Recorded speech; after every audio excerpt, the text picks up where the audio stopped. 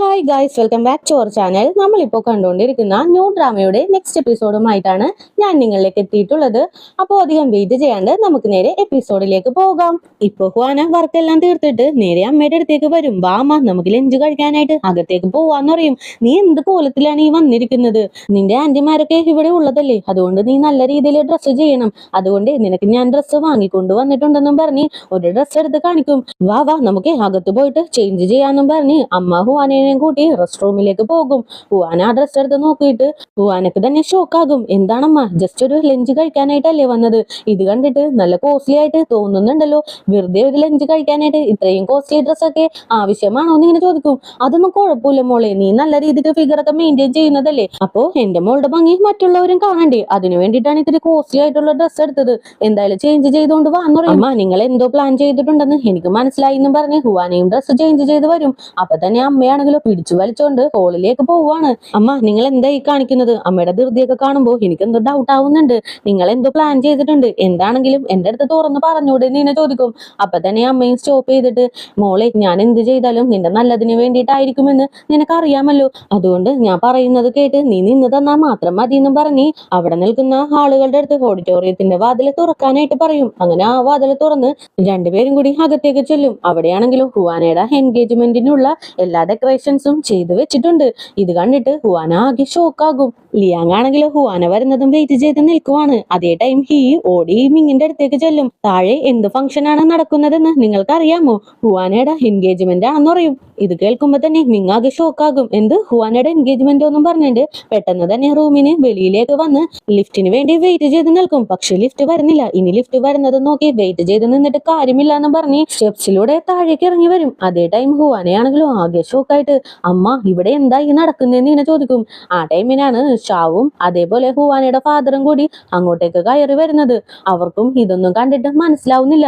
ഇവിടെ എന്താ ഈ നടക്കുന്നത്? ഞങ്ങൾക്കും ഒന്നും മനസ്സിലാവുന്നില്ല എന്ന് പറയും. അപ്പൊ തന്നെ ഹുവാനയുടെ അമ്മ, നിങ്ങൾക്കപ്പോ ഒന്നും മനസ്സിലായില്ലേ? നമ്മുടെ മോളുടെ എൻഗേജ്മെന്റ് ആണ്. ഈ ഒരു ദിവസത്തിന് വേണ്ടിയിട്ട് ഇത്രയും ദിവസം ഞാൻ പ്രിപ്പയർ ചെയ്തുകൊണ്ടിരിക്കുവായിരുന്നു. എന്താ നിങ്ങൾക്ക് സർപ്രൈസ് ആയില്ലേ എന്ന് ഇങ്ങനെ ചോദിക്കും. ആ ടൈമിന് ലിയാങ് നേരെ ഹുവാനയുടെ അടുത്തേക്ക് വരും. അവസാനം നീ വന്നല്ലോ എന്ന് ഇങ്ങനെ ചോദിക്കും. അപ്പൊ തന്നെ ഹുവാന, നിനക്ക് നിന്റെ ഡാഡിനെ സന്തോഷിപ്പിക്കണം, അതിനു വേണ്ടിയിട്ടല്ലേ ഈ അറേഞ്ച്മെന്റ്സ് ഒക്കെ ചെയ്തത്. എന്താണ്, എന്നെ മാരേജ് ചെയ്താലേ നിന്റെ ഡാഡിന്റെ സ്വത്തൊക്കെ നിനക്ക് കിട്ടുള്ളൂ എന്ന് അവരെങ്ങനെ പറഞ്ഞായിരുന്നു? അതിനാണോ നീ ഇങ്ങനെയൊക്കെ കാണിച്ചെന്ന് ഇങ്ങനെ ചോദിക്കും. അയ്യോ, അങ്ങനെയല്ല, എന്റെ ചേച്ചി വന്ന് പറഞ്ഞല്ലോ നീ എല്ലാത്തിനും സമ്മതിച്ചു എന്ന്. അതാണ് ഞാനും ഇങ്ങോട്ടേക്ക് വന്നെന്ന് പറയും. ആക്ച്വലി നിനക്ക് എന്നോട് ശരിക്കുമുള്ളൊരു സ്നേഹം ഉണ്ടായിരുന്നെങ്കിൽ ഇവിടെ വരുന്നതിന് മുമ്പ് നീ ഒരു തവണയെങ്കിലും എന്നെ വിളിച്ച് ചോദിക്കില്ലായിരുന്നോ? പക്ഷെ നീ അത് ചെയ്തില്ല എന്ന് പറയും. ആ ടൈമിന് സിസ്റ്ററും അടുത്തേക്ക് വരും. നിനക്കൊരു സർപ്രൈസ് തരാമെന്ന് വിചാരിച്ച് ഞങ്ങൾ എല്ലാവരും കൂടി പ്ലാൻ ചെയ്ത് വെച്ചതാണിത്.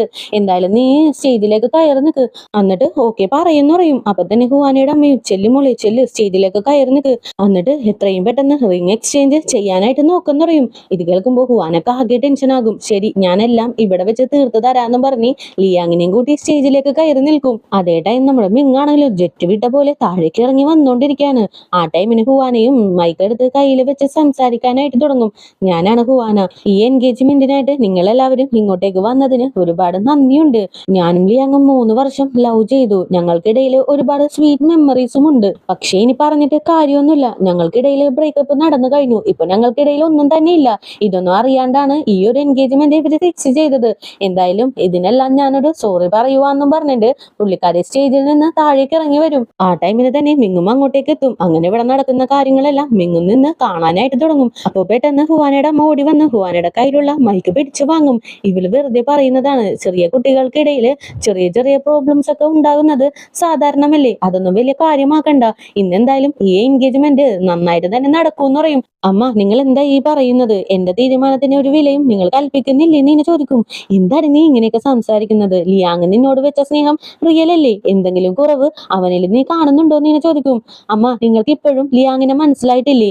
അവൻ എന്നെ സ്നേഹിക്കുന്നുണ്ട്, പക്ഷേ അവൻ വളർന്ന വിധം വേറെയാണ്. ഞങ്ങളുടെ ബ്രേക്കപ്പ് നടന്നതിന് ശേഷം അവൻ എന്നെ ഡിസ്റ്റർബ് ചെയ്യാണ്ട് മാറിയായിരുന്നു നിന്നിരുന്നത്. പക്ഷെ ഇപ്പോ അങ്ങനെയല്ല. അവന്റെ ഫാദറിന്റെ സ്വത്ത് കൈവിട്ടു പോകുമോ എന്നുള്ള പേടിയിൽ എന്നെ യൂസ് ചെയ്ത് അവന്റെ ഫാദറിന്റെ കയ്യിൽ നിന്ന് ക്യാഷ് ക്യാഷ് അടിച്ചു മാറ്റാനായിട്ടുള്ള പ്ലാനാണ്.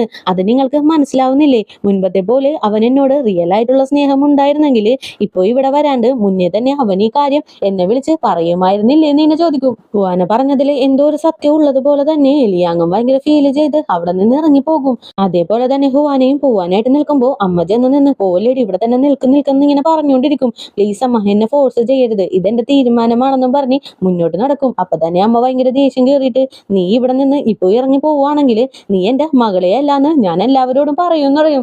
ഇത് കേൾക്കുമ്പോൾ ഹുവാനക്ക് ആകെ സങ്കടം വരും. കണ്ണൊക്കെ നിറഞ്ഞ് പയ്യെ തിരിഞ്ഞു നോക്കും. നിങ്ങളാണ് എന്നെ പ്രസവിച്ചത്, നിങ്ങളാണ് എന്നെ വളർത്തിയത്. പക്ഷെ വളർത്തിയത് എന്തിനാണെന്ന് ഇപ്പോഴാണ് എനിക്ക് മനസ്സിലായത്. നിങ്ങൾക്ക് ശരിക്കും കുഞ്ഞുനാളിൽ കിട്ടാത്ത എല്ലാ സൗഭാഗ്യവും എന്നിലൂടെ നേടിയെടുക്കണം. ശരിക്കും നിങ്ങൾക്കൊരു കളിപ്പാവയാണ് വേണ്ടത്. ഇങ്ങനെ ഒരു കളിപ്പാവയായിട്ട് നിൽക്കാനായിട്ട് എന്നെ കൊണ്ട് സാധിക്കില്ല എന്ന് പറയും. ഇത് കേൾക്കുമ്പോൾ അമ്മക്ക് വീണ്ടും ദേഷ്യം കയറിയിട്ട് ഹുവാനയുടെ മോത്തിട്ട് ഒന്ന് കൊടുക്കും. ഇത് കാണുമ്പോൾ എല്ലാവരും ഒന്ന് ഷോക്കാകും. അപ്പോഴാണ് അമ്മയ്ക്കും ബോധമൊക്കെ വരുന്നത്. അത് സോറി മോളെന്ന് പറഞ്ഞു വരുമ്പോ തന്നെ ഹുവാനയാണെങ്കിൽ സ്റ്റോപ്പ് ചെയ്തിട്ട് കഴുത്തിലുള്ള ആ ഒരു മുത്തുമാല പൊട്ടിച്ചെറിയും. അതായത് ഇനി നമ്മൾ തമ്മിൽ ഒരു റിലേഷൻഷിപ്പും ഇല്ല എന്നുള്ള രീതിയിൽ ഭയങ്കര ദേഷ്യത്തിൽ പുറത്തേക്ക് ഇറങ്ങി പോകും. ഷാവു ഹുവാനയുടെ പുറകെ പോവാനായിട്ട് നിൽക്കുമ്പോൾ അപ്പൊ തന്നെ അച്ഛൻ വന്ന് സ്റ്റോപ്പ് ചെയ്യും. എന്തായാലും അവളിപ്പോ കുറച്ചു നേരം ഒറ്റക്ക് ഇരിക്കട്ടെ, എന്നാലേ അവള് ഓക്കെ ആവുള്ളൂ എന്ന് പറയും. അപ്പൊ തന്നെ ഷാവും തിരിച്ചു വന്ന് ആ പൊട്ടിപ്പോയ മുത്തെല്ലാം ഇറക്കിക്കൊണ്ടിരിക്കും. അപ്പൊ തന്നെ അച്ഛൻ അമ്മയുടെ അടുത്തേക്ക് ചെല്ലും. നീ ഹുവാനയുടെ പെർമിഷൻ ചോദിക്കാണ്ട് അവളുടെ എൻഗേജ്മെന്റ് ഫിക്സ് ചെയ്തല്ലേന്നും ചോദിച്ച് ഒരുപാട് ദേഷ്യപ്പെടും. അതിനുശേഷം ലിയാങ്ങിന്റെ ഫാദറിന്റെ അടുത്തേക്ക് ചെല്ലും. നിങ്ങളുടെ കയ്യിൽ ഒരുപാട് ക്യാഷ് ഉണ്ട്, ഞങ്ങളുടെ കയ്യിൽ അതില്ല. ക്യാഷ് കയ്യിലില്ല എന്നും പറഞ്ഞ് ആത്മാഭിമാനമൊന്നും ഞങ്ങൾ എവിടെയും പണയം വെച്ചിട്ടില്ല. ഇനി മുതൽ നിങ്ങളുടെ മകൻ എന്റെ മകളെ ഡിസ്റ്റർബ് ചെയ്യാൻ പാടില്ല എന്നും പറഞ്ഞ് അച്ഛനും ഭയങ്കര ദേഷ്യപ്പെട്ട് പുറത്തേക്ക് ഇറങ്ങി പോകും. ഇത് കാണുമ്പോൾ ലിയാങ്ങിന്റെ ഫാദറിന് ഒരുപാട് ദേഷ്യം കയറും. നിങ്ങൾ എന്തൊക്കെയായി കാട്ടിക്കൂട്ടി വെച്ചിട്ടുള്ളത്? എന്റെ കയ്യിലുള്ള ക്യാഷ് കിട്ടാൻ വേണ്ടിയിട്ടാണോ? എന്തൊക്കെ വന്നാലും ആ ക്യാഷ് നിങ്ങൾക്ക് രണ്ടുപേർക്കും ഉള്ളതല്ലേ എന്നും പറഞ്ഞ് ഒരുപാട് ചീത്ത പറയും. ഇത് കേൾക്കുമ്പോൾ സിസ്റ്ററിന് ഭയങ്കരമായിട്ട് ദേഷ്യം കയറും.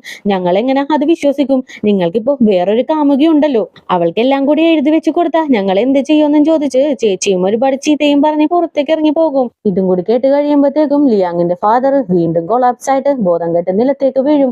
അതേ ടൈം ഹുവാനയാണെങ്കിലോ പുറത്ത് നിൽക്കുവാണ്. ആ ടൈമിന് നീ ഓക്കെ ആണോന്നും ചോദിച്ച് മിങ് അടുത്തേക്ക് വന്ന് നിൽക്കും. രണ്ടുപേരും പരസ്പരം ഒന്ന് നോക്കുമെങ്കിലും പിന്നെ ഒന്നും മിണ്ടുന്നില്ല, സൈലന്റ് ആയിട്ട് നിൽക്കും. അങ്ങനെ മിങ്ങും അവളുടെ കൂടെ തന്നെ നിൽക്കും. അങ്ങനെ രാത്രി ആവുന്നുണ്ട്. അവസാനം മിങ് തന്നെ സ്റ്റാർട്ട് ചെയ്യും. ഇനി നീ എന്താണ് ചെയ്യാൻ പോകുന്നതെന്ന് നിന്നെ ചോദിക്കും. എന്ത് ചെയ്യണമെന്ന് എനിക്കും അറിയില്ല. എന്റെ പേരിന്റെ അർത്ഥം നിങ്ങൾക്ക് അറിയാമോ? പാരന്റ്സിനെ നന്നായിട്ട് നോക്കുന്നവളെന്നാണ്. പക്ഷെ എനിക്കിപ്പോ എല്ലാം മതിയായി. എല്ലാവരെയും നോക്കി നോക്കി ഞാൻ ടയേർഡായി. ഇനി ഞാൻ എനിക്ക് വേണ്ടി ജീവിക്കാൻ പോവാണ്. ഇതാണ് എന്റെ പ്ലാൻ എന്ന് ഇങ്ങനെ പറയും. അതേ ടൈം ഹുവാനയുടെ അമ്മയാണെങ്കിലോ തലയിൽ ഇടുത്തി വീണ പോലെ വല്ലാണ്ട് ഫീൽ ചെയ്ത് വീട്ടിലേക്ക് വന്ന് കിടക്കും. അച്ഛനും കൂടെ ഇരുന്ന് സമാധാനിപ്പിക്കുന്നുണ്ട്. ആ ടൈമിന് ഷാവ് അകത്തേക്ക് കയറി വരും. നീ നിന്റെ ചേച്ചിനെ അന്വേഷിച്ച് കണ്ടുപിടിച്ചോ എന്ന് ഇങ്ങനെ ചോദിക്കും. ഇല്ല, ഞാൻ അന്വേഷിക്കാനായിട്ട് പോയില്ല. ചേച്ചി സമാധാനമാകുമ്പോ എന്തായാലും വീട്ടിലേക്ക് തന്നെ വരൂ എന്ന് പറയും. ആ ടൈമിന് ഹുവാന വീട്ടിലേക്ക് വന്ന് റൂമിലേക്ക് കയറി അവളുടെ ബാഗൊക്കെ പാക്ക് ചെയ്യാനായിട്ട് തുടങ്ങും. ഇത് കാണുമ്പോൾ അമ്മ ഓടി അടുത്തേക്ക് വരും. എന്താണ് നീ വീട് വിട്ട് പോവാനായിട്ട് നിൽക്കുവാണോ? അതും ഈ 29ാമത്തെ വയസ്സില്?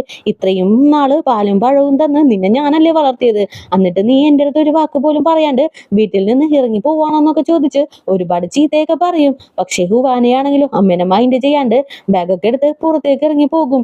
ഇതും കൂടി ആകുമ്പോ അമ്മ ആകെ തകർന്ന് നിലത്തിരുന്ന് പോകും. അപ്പൊ തന്നെ അച്ഛൻ ഹുവാനയുടെ പുറകെ ഓടിച്ചെന്ന്, മോളെ നീ എന്തായാലും വീട്ടിൽ നിന്ന് പോവല്ലേ, ഈ കാർഡ് നീ വെച്ചോ. കുറച്ചായിട്ട് ക്യാഷ് നിനക്ക് വേണ്ടി ഞാൻ സേവ് ചെയ്ത് വെച്ചതാണ്. നിന്റെ ചിലവിനെങ്കിലും ഇത് ഉപകാരപ്പെടൂന്ന് പറയും. വേണ്ട അച്ഛാ, എനിക്ക് ഈ ക്യാഷ് വേണ്ട. എനിക്ക് നല്ലൊരു ജോലിയുണ്ട്, അത്യാവശ്യം നല്ല സാലറിയും കിട്ടുന്നുണ്ട്. അപ്പോ എനിക്ക് എന്നെ നോക്കാനായിട്ട് സാധിക്കുമെന്ന് പറയും. എന്തായാലും ഒരച്ഛന്റെ കടമ ഞാൻ ചെയ്യണ്ടേ. നീ എന്തായാലും നേരെ നിന്റെ ഗ്രാൻഡ്മയുടെ അടുത്തേക്ക് പോയിക്കോ. അവിടെ ആവുമ്പോ സമാധാനത്തിൽ കിടന്നുറങ്ങുകയെങ്കിലും ചെയ്യാം. നിന്നെ ഡിസ്റ്റർബ് ചെയ്യാനായിട്ട് ആരും അങ്ങോട്ടേക്ക് വരില്ല. എന്തായാലും നീ ഇത് കയ്യിൽ വെച്ചോന്നും പറഞ്ഞ് അച്ഛൻ നിർബന്ധിച്ച് ഹുവാനയുടെ കയ്യില് ആ കാർഡ് കൊടുത്തിട്ട് അമ്മേനെ സമാധാനിപ്പിക്കട്ടെ എന്നും പറഞ്ഞ് മുകളിലേക്ക് കയറി പോകും. ഹുവാനയാണെങ്കിലും ഭയങ്കര സങ്കടത്തിൽ കരഞ്ഞുകൊണ്ട് നിൽക്കുകയാണ്. ആ ടൈമിന് മിങ്ങും എന്തോ ഇവിടെ ഇങ്ങനെ തന്നെയായിരിക്കും സംഭവിക്കുക എന്ന് മുൻകൂട്ടി മനസ്സിലാക്കി കാറുമായിട്ട് ഹുവാനയുടെ അടുത്തേക്ക് വരും. എന്താ മാഡം, വീട്ടിൽ നിന്ന് പുറത്തേക്ക് പോവാണോ എന്ന് ഇങ്ങനെ ചോദിക്കും. ഓ, രാവിലെ മുതൽ നിങ്ങൾ നല്ലൊരു ഡ്രാമ കണ്ടുകൊണ്ടിരിക്കുവായിരുന്നില്ലേ, എന്താ എൻജോയ് ചെയ്തോന്ന് ഇങ്ങനെ ചോദിക്കും. ആ എൻജോയ് ചെയ്ത്. എന്തായാലും ഇതൊന്ന് ഒന്ന് തീർക്കണമല്ലോ, അതിനുവേണ്ടി വന്നതാണ്. എന്തായാലും നിന്നെ ഞാൻ ഡ്രോപ്പ് ചെയ്യാന്ന് പറയും. ആ ടൈമിനാണ് സി അങ്ങോട്ടേക്ക് വരുന്നത്. എന്താടി ഇവിടെ നടക്കുന്നത്? നീ എങ്ങോട്ടാ പോകുന്നത്? നീ വേറെ എങ്ങോട്ടും പോകണ്ട, എന്റെ വീട്ടിലേക്ക് വാ, നമുക്ക് അങ്ങോട്ടേക്ക് പോവാന്ന് പറയും. വേണ്ട സി, അത് ശരിയാവില്ല. അവിടെയാകുമ്പോ അമ്മ ഇടയ്ക്കിടയ്ക്ക് വന്ന് എന്നെ ടോർച്ചർ ചെയ്യും. അതുകൊണ്ട് ഞാൻ ഗ്രാൻഡ്മയുടെ വീട്ടിലേക്ക് പോവാന്നാണ് തീരുമാനിച്ചിരിക്കുന്നതെന്ന് പറയും. അങ്ങനെയാണെങ്കിൽ വാ, നിന്നെ ഞാൻ ഡ്രോപ്പ് ചെയ്യാന്ന് പറയും. അപ്പൊ തന്നെ മിങ്ങു, ഏയ് വേണ്ട വേണ്ട, അവളെ ഡ്രോപ്പ് ചെയ്യാനായിട്ടാണ് ഞാൻ ദേ കാറുമായിട്ട് ഇവിടെ വന്നിരിക്കുന്നതെന്ന് പറയും. അപ്പൊ തന്നെ സി, ഇതാരാണെന്ന് നിന്നെ ചോദിക്കും. അയ്യോ, നിന്നെ പരിചയപ്പെടുത്താനായിട്ട് ഞാൻ മറന്നുപോയി, ഇതാണ് എന്റെ ബോസ് മിങ്ങെന്ന് പറയും. ഓഹോ, അപ്പൊ ഇവനാണല്ലേ നിന്റെ ബോസ്? നിന്നെ കാണാൻ വേണ്ടി ഞാൻ ഇരിക്കുമായിരുന്നു. നിനക്ക് ആവശ്യമുള്ള ടൈമിനൊക്കെ എന്റെ ഫ്രണ്ടിനെ നീ യൂസ് ചെയ്യുമല്ലേ എന്നും ചോദിച്ച് ഒരുപാട് ചീത്ത അങ്ങാട് പറയും. അപ്പൊ തന്നെ മിങ്ങും, ഹലോ, ഞാൻ ചെയ്ത തെറ്റിനൊക്കെ ഹുവാനയുടെ അടുത്ത് മാപ്പ് പോലും ചോദിച്ചിട്ടുണ്ട്, എന്താ അത് പോരെയെന്നും ചോദിച്ച് കൂളായിട്ട് മിങ്ങും ഇരിക്കും. ഓ സാറപ്പോ സോറി പറഞ്ഞല്ലേ എന്നും പറഞ്ഞ് സി വീണ്ടും മിങ്ങിന്റെ അടുത്ത് ചൂടാവാനായിട്ട് പോകും. അപ്പൊ തന്നെ ഹുവാന, മതിയടി മതി, വാ പോകാം, നീ തന്നെ എന്നെ ഡ്രോപ്പ് ചെയ്യുന്നും പറഞ്ഞിട്ട് ഹുവാന അങ്ങനെ സിയുടെ കൂടെ കാറിൽ കയറിയിരിക്കും. അങ്ങനെ രണ്ടുപേരും കൂടി കാറിൽ പോയിക്കൊണ്ടിരിക്കുകയാണ്. നടന്നതെല്ലാം ഞാൻ കേട്ടു, എനിക്ക് തന്നെ വിശ്വസിക്കാനായിട്ട് പറ്റുന്നില്ല. നീ എന്തായാലും ലിയാങ്ങിനെ റിജക്ട് ചെയ്തത് നന്നായി. ആദ്യം നിന്നെ അവൻ സ്നേഹിച്ചു, അതിനുശേഷം വേറൊരു പെൺകുട്ടിനെ ഡേറ്റ് ചെയ്തു. ഇപ്പതേ നിന്നോട് പോലും പറയാണ്ട് അവന്റെ കൂടെ എൻഗേജ്മെന്റ് പോലും ഫിക്സ് ചെയ്തു. ഇതെല്ലാം എന്തിനാണ്? അവന് അവന്റെ ഫാദറിന്റെ കയ്യിൽ നിന്ന് ക്യാഷ് കിട്ടാൻ വേണ്ടിയിട്ടല്ലേ? ശരിക്കും നിന്നോട് അവന് സ്നേഹമുണ്ടായിരുന്നെങ്കിൽ ഈ കാര്യം അവന് നിന്നോടൊന്ന് വിളിച്ച് പറയാൻ പാടില്ലായിരുന്നു. എന്തായാലും എനിക്ക് അവനെ മനസ്സിലാവുന്നില്ല എന്നറിയും. നിനക്കോ? എനിക്ക് പോലും ഇപ്പോൾ ലിയാങ്ങിനെ മനസ്സിലാവുന്നില്ല. വേറെ ആരെയോ പോലെയാണ് എനിക്ക് അവനെ ഫീൽ ചെയ്യുന്നത്. അതൊക്കെ പോട്ടെ എന്ന് വെക്കാം. എന്റെ അമ്മേനെ നീ കണ്ടില്ലേ? അമ്മയുടെ അടുത്ത് നിന്നും ഇങ്ങനെയൊന്നും ഞാൻ പ്രതീക്ഷിച്ചില്ല. ഇത് തന്നെ എന്നെ തകർത്ത് കളഞ്ഞു എന്നും പറഞ്ഞ് ഹുവാനയും ഭയങ്കര ഫീൽ ചെയ്തിരിക്കും. നീ എന്തായാലും ഫീൽ ചെയ്യണ്ട, നീ ഇപ്പോൾ എടുത്ത ഡിസിഷൻ കറക്റ്റ് ആണ്. ഇതേപോലെ തന്നെ മുന്നോട്ട് പോയാൽ മതി. എനിക്ക് നിന്നിൽ ഒരുപാട് വിശ്വാസം ഉണ്ടെന്ന് പറയും. എനിക്ക് എന്ത് ചെയ്യണമെന്ന് അറിയില്ല, മനസ്സ് മൊത്തം ബ്ലാങ്ക് ആണ്. ഓൾറെഡി ഷാവിന്റെ ജോലിയും പോയി, അവനിപ്പോൾ ഡെലിവറി ജോബാണ് ചെയ്യുന്നത്. അതിന്റെ സങ്കടം തന്നെ എന്റെ മനസ്സിൽ നിന്ന് മാറിയിട്ടില്ല എന്ന് പറയും. ഇത് കേൾക്കുമ്പോ തന്നെ ചെയ്യും, എന്ത് ഷാവ് ഡെലിവറി ജോബ് ചെയ്യുന്നെന്നോ? അപ്പൊ അവന്റെ ജോബിന് എന്ത് പറ്റിയെന്ന് ഇങ്ങനെ ചോദിക്കും. അങ്ങനെ ഹുവാനയും നടന്ന കാര്യങ്ങളെല്ലാം പറയും. അതേ ടൈം ഇങ്ങനെ കാണിക്കാണ്, പുള്ളിക്കാരൻ വീട്ടിലേക്ക് കയറിയിരിക്കുമ്പോ ഈ അങ്ങോട്ടേക്ക് കയറി വരും. ജെറ്റ് വിട്ട പോലെ താങ്കൾ എങ്ങോട്ടോ പോകുന്നുണ്ടായിരുന്നല്ലോ, എന്ത് ഡ്രാമ കാണാനായിട്ടാണ് പോയെന്ന് ഇങ്ങനെ ചോദിക്കും. ഇത് കേൾക്കുമ്പോ ഇങ്ങനെ ടെൻഷൻ ആകും. വായടച്ചിട്ട് പുറത്തേക്ക് ഇറങ്ങി പോടാന്നും പറഞ്ഞ് ഹീന അവിടെ നിന്ന് ഓടിച്ചു വിടും. അതേ ടൈം ഹുവാന നേരെ ഗ്രാൻഡ്മയുടെ അടുത്തേക്ക് ചെല്ലും. എനിക്ക് ഇവിടെ താമസിക്കാനായിട്ട് ഒരിടം തന്നതിന് ഒരുപാട് നന്ദിയുണ്ട് ഗ്രാൻഡ്മ എന്ന് പറയും. നീ എന്തിനാണ് മോളെ എന്റെ അടുത്ത് നന്ദിയൊക്കെ പറയുന്നത്? അങ്ങനെ ഒരു ഫോർമാലിറ്റി നമ്മളുടെ ഇടയിൽ വേണോ? നീ എന്റെ സ്വന്തം പേരക്കുട്ടിയല്ലേ, നിനക്ക് താമസിക്കാൻ ഇടം തരാണ്ട് ഞാൻ വേറെ ആർക്ക് കൊടുക്കാനാണ്? എന്തൊക്കെ വന്നാലും എന്റെ ഏജിലെത്തുമ്പോ ഇതൊക്കെ നിനക്ക് ഈസി ആയിട്ട് തോന്നും. അതുകൊണ്ട് നീ സങ്കടപ്പെടേണ്ട, എല്ലാം കടന്നു പോകുമെന്ന് പറയും. അതൊന്നും കുഴപ്പമില്ല ഗ്രാൻഡ്മ, ഞാനതൊന്നും ചിന്തിക്കാറില്ല. പിന്നെ ഗ്രാൻഡ്മക്ക് വേണ്ടിയിട്ട് ഞാനൊരു ഗിഫ്റ്റ് കൊണ്ടുവന്നിട്ടുണ്ട്, ദേ അവിടെ വെച്ചിട്ടുണ്ട്, ഒന്ന് തുറന്ന് നോക്കാനായിട്ട് പറയും. ഒരു തവണ ഹുവാനക്ക് ഒരു പെൻഡന്റ് ഗിഫ്റ്റ് ആയിട്ട് കൊടുത്തിട്ടില്ലേ? ആ ഒരു പെൻഡന്റിനുള്ളില് ഹുവാനയുടെയും ഗ്രാൻഡ്മയുടെയും ഫോട്ടോ ഇട്ടിച്ച് അതിലൊരു മാലയും ഇട്ട് ഇപ്പൊ ഗ്രാൻഡ്മക്ക് ഗിഫ്റ്റ് ആയിട്ട് കൊടുത്തതാണ്. ഗ്രാൻഡ്മ, ഈ ഗിഫ്റ്റ് എങ്ങനെയുണ്ട്? ഇഷ്ടമായോ? നിങ്ങൾ അന്ന് എനിക്കൊരു കൈ ചെയിൻ തന്നില്ലേ, അതിന് പകരമായിട്ടുള്ള ഗിഫ്റ്റ് ആണ്. എങ്ങനെയുണ്ട്, കൊള്ളാമോ എന്ന് ഇങ്ങനെ ചോദിക്കും. എന്റെ പേരക്കുട്ടി തന്ന ഗിഫ്റ്റ് അല്ലേ, ഇതെനിക്ക് ഇഷ്ടപ്പെടാണ്ടിരിക്കുമോ? എനിക്ക് ഒരുപാട് ഇഷ്ടമായി എന്നും പറഞ്ഞ് ഗ്രാൻഡ്മ അങ്ങനെ ഹുവാനെ ഹഗ് ചെയ്ത് നിൽക്കും. അങ്ങനെ നെക്സ്റ്റ് ഡേ മോർണിംഗും ആകും. രാവിലെ തന്നെ മിങ് ഒരു ബൊക്കെയൊക്കെ എടുത്ത് ഗ്രാൻഡ്മനെ കാണാനായിട്ട് വരും. എന്താ മോനെ, നീ എന്നെ കാണാനായിട്ട് വരുമ്പോ ഇങ്ങനെ ഫ്ലവേഴ്സ് ഒന്നും കൊണ്ടുവരില്ലല്ലോ, ഇതാർക്ക് വേണ്ടി കൊണ്ടുവന്നതാന്ന് ഇങ്ങനെ ചോദിക്കും. അത് ഗ്രാൻഡ്മ എന്നും പറഞ്ഞിട്ട് മിങ് ഇങ്ങനെ നിൽക്കുമ്പോ, ഓ എനിക്ക് മനസ്സിലായി, നീ ഇത് ഹുവാനക്ക് കൊടുക്കാനായിട്ട് കൊണ്ടുവന്നതല്ലേ എന്ന് ഇങ്ങനെ ചോദിക്കും. ആ ടൈമിനാണ് ഹുവാനയും കണ്ണൊക്കെ തിരുമ്മി റൂമിലേക്ക് കയറി വരുന്നത്. എന്ത് പറ്റി മാഡം? മാഡം ഇപ്പോഴും കരഞ്ഞോണ്ടിരിക്കായിരുന്നോ എന്ന് ഇങ്ങനെ ചോദിക്കും. എന്ത് കരഞ്ഞോണ്ടിരിക്കാനോ? ഞാൻ എന്താണ് സിനിമയിൽ വരുന്ന ഹീറോയിനാണെന്ന് തോന്നുന്നുണ്ടോ ഒരു ദിവസം മുഴുവൻ കരഞ്ഞോണ്ടിരിക്കാൻ? ഞാനേ കരഞ്ഞതൊന്നും അല്ല.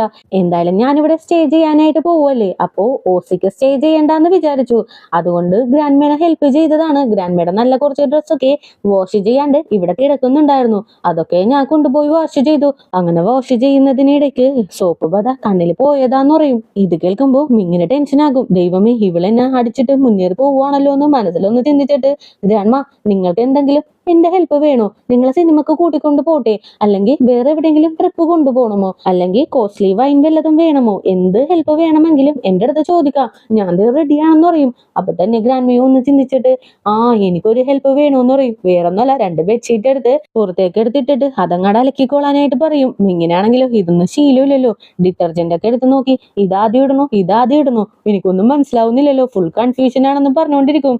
അപ്പൊ തന്നെ ഹുവാനയും, ദേ ഇതല്ല, ദേ മറ്റേതാണ്, അതാണ് പാലാണ് ആദ്യം ഒഴിക്കേണ്ടതെന്ന് പറയും. തെറ്റായിട്ട് ഒഴിക്കുമ്പോ അയ്യോ അതല്ല മറ്റേതാന്ന് പറയും.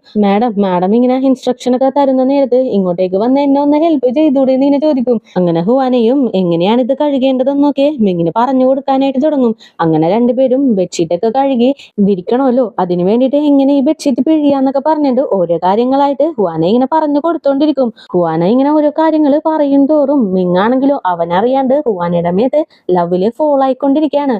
അവസാനം ഹുവാനയാണെങ്കിലോ ദേ ഈ ബെഡ്ഷീറ്റ് ഇങ്ങനെ പിടിച്ച് ഇങ്ങനെ കൊടയണം, എന്നാലേ ഇത് മര്യാദക്ക് വിരിക്കാനായിട്ട് പറ്റുള്ളൂ എന്ന് പറഞ്ഞുകൊണ്ടിരിക്കുമ്പോ തന്നെ മിങ്ങാണെങ്കിലോ പെട്ടെന്ന് ആ ബെഡ്ഷീറ്റ് എടുത്ത് ഒറ്റ കൊടയിൽ അങ്ങോട്ട് കൊടയും. അതിലുള്ള എല്ലാ വെള്ളവും തെറിച്ച് ഹുവാനയുടെ മേത്തേക്ക് വീഴും. നീ ഇത് മനഃപൂർവ്വം ചെയ്തതാണ് എനിക്കറിയാന്ന് പറഞ്ഞിട്ട് ഹുവാനയും അങ്ങനെ ബെഡ്ഷീറ്റ് കൊടയും. അങ്ങനെ രണ്ടുപേരും മാറി മാറി അങ്ങോട്ടും ഇങ്ങോട്ടും ബെഡ്ഷീറ്റ് കുടഞ്ഞ് വെള്ളം മേത്തോട്ട് ഇട്ടോണ്ടിരിക്കും. രണ്ടുപേരും നല്ല രീതിക്ക് എൻജോയ് ചെയ്യുന്നുണ്ട്. ഹുവാനയുടെ ഉള്ളിലുള്ള സങ്കടമൊക്കെ കുറച്ചായിട്ട് മാറിക്കൊണ്ടിരിക്കുകയാണ്. അതേ ടൈം ഹുവാനയുടെ പാരന്റ്സിനെ കാണിക്കാണ്. അമ്മയാണെങ്കിലും കുക്ക് ചെയ്തോണ്ടിരിക്കുമ്പോ അച്ഛൻ ഒരുപാട് ഫിഷൊക്കെ വാങ്ങിക്കൊണ്ടുവരും. എന്തിനാണ് നിങ്ങൾ ഇത്രയും ഫിഷൊക്കെ വാങ്ങിക്കൊണ്ടുവന്നത്? ഒരുപാട് ഫിഷ് ബാക്കി ഉണ്ടാവില്ലേ? ഹുവാന വാങ്ങി തന്ന ആ ഫ്രിഡ്ജില് ഞാൻ എന്തായാലും വെക്കില്ല, നമ്മുടെ പഴയ ഫ്രിഡ്ജ് ചീത്തായി പോയില്ലേ, അപ്പൊ ഞാനിനി എന്ത് ചെയ്യുമെന്നും പറഞ്ഞ് വല്ലാണ്ട് ദേഷ്യപ്പെട്ടുകൊണ്ടിരിക്കും. അപ്പോഴാണ് അച്ഛനും ആരോ വീട്ടിലേക്ക് വരുന്നുണ്ടല്ലോ എന്നും പറഞ്ഞ് ഒന്ന് എഴുന്നേറ്റ് പോകും. എന്തായാലും അത് ഹുവാനയായിരിക്കും. ഹുവാന എന്നെ കാണാനായിട്ട് വന്നതാന്നും പറഞ്ഞിട്ട് അമ്മയും ഭയങ്കര ഹാപ്പി ആയിട്ട് വീടിന് വെളിയിലേക്ക് ഓടി വരും. എന്തായാലും ഇതോടുകൂടി തന്നെ ഇന്നത്തെ എപ്പിസോഡും കൂടി ഇവിടെ അവസാനിക്കുകയാണ്. നെക്സ്റ്റ് എപ്പിസോഡുമായിട്ട് എത്രയും പെട്ടെന്ന് തന്നെ വരുന്നതായിരിക്കും. അപ്പോൾ പുതിയ കൂട്ടുകാരെങ്കിലും നമ്മുടെ ഈ ചാനൽ വിസിറ്റ് ചെയ്തിട്ടുണ്ടെങ്കിൽ സബ്സ്ക്രൈബ് ചെയ്ത് കൂടുതൽ ബെല്ലൈക്കണും കൂടി എനേബിൾ ചെയ്ത് വെച്ചേക്കുക. കൂടെ തന്നെ വീഡിയോക്ക് ഒരു ലൈക്കും വീഡിയോനെ കുറിച്ചുള്ള അഭിപ്രായങ്ങൾ കമന്റിലൂടെയും അറിയിച്ച് ഞങ്ങളെ സപ്പോർട്ട് ചെയ്യുക. അപ്പോൾ നെക്സ്റ്റ് എപ്പിസോഡുമായിട്ട് വരുന്നവരേക്കും tata bye bye, see U.